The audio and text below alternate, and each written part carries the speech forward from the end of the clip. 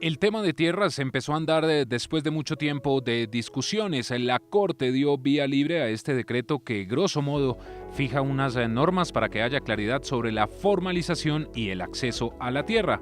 La idea es hacer una transformación al campo colombiano. Distribuir entre campesinos sin tierra o con tierra insuficiente 3 millones de hectáreas.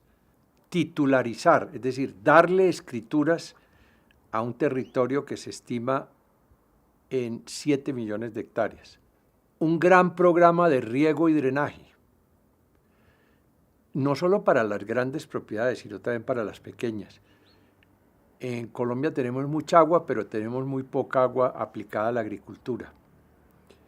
Y finalmente, montar instrumentos como el catastro integral o multipropósito, que tampoco ha arrancado, salvo algún programa piloto. Aunque el decreto es un primer paso en el camino correcto, lo cierto es que queda camino por recorrer en el tema agrario que hace parte del acuerdo entre gobierno y FARC. Este decreto es un decreto interesante y es satisfactorio que la Corte Constitucional lo haya declarado exequible.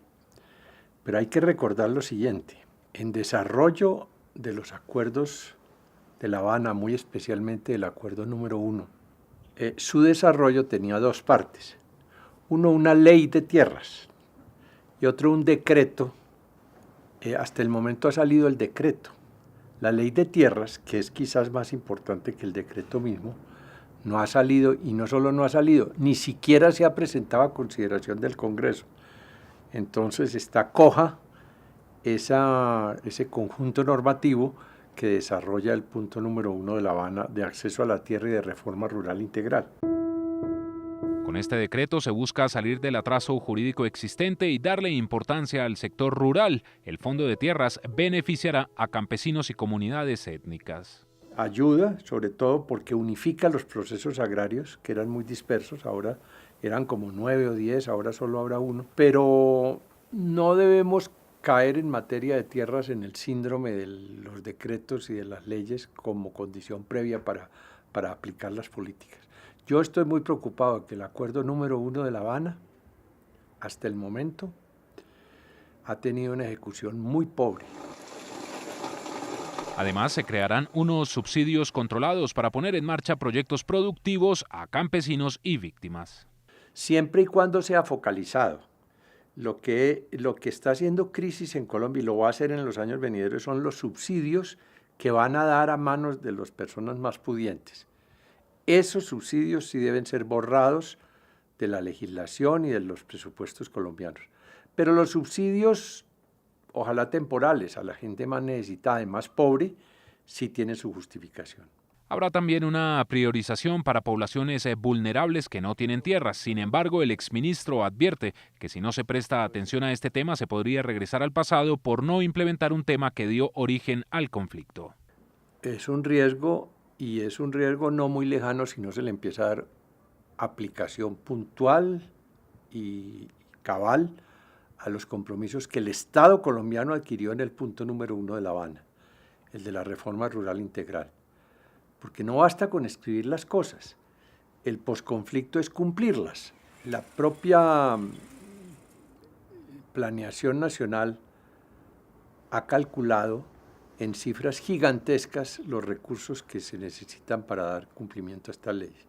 De manera que sí, está el decreto que aprobó la Corte, hay un anteproyecto de ley de tierras, están los estudios técnicos del catastro multipropósito, hay también una ley sobre riego y drenaje que se va a presentar, entiendo, próximamente. Pero si eso no se traduce en una política pública que implique compromisos presupuestales, pues me temo que vamos a volver a la situación que se quería evitar, es decir, que la tierra siguiera siendo un factor de desasosiego y de conflicto en Colombia como lo ha sido en los últimos 60 años. También es cierto que el Ministerio de Agricultura en este momento no tiene los recursos necesarios para todos los temas que se necesita este dinero. Hay que darle prioridad y hay que darle recursos, porque se le ha dado prioridad pero no se le ha dado un centavo. Es que el anterior Ministerio de Hacienda utilizó la práctica de dejar sin financiación prácticamente la ejecución de los acuerdos de La Habana. Parte de los problemas que hoy se están teniendo con las FARC, los llamados incumplimientos, es que no les dejaron recursos. Entonces, el catastro multipropósito está estudiado, está reglamentado, hay programas pilotos, pero según Planeación Nacional vale su montaje 2 billones de pesos, de los cuales no hay un centavo. Pese a esto, el nuevo ministro Andrés Valencia asegura que tienen un pleno compromiso con los temas agrarios y que, como lo ha manifestado el presidente Iván Duque, habrá una transformación para aumentar la productividad en el campo. Una de las tareas pendientes en el legislativo es radicar la ley de tierras.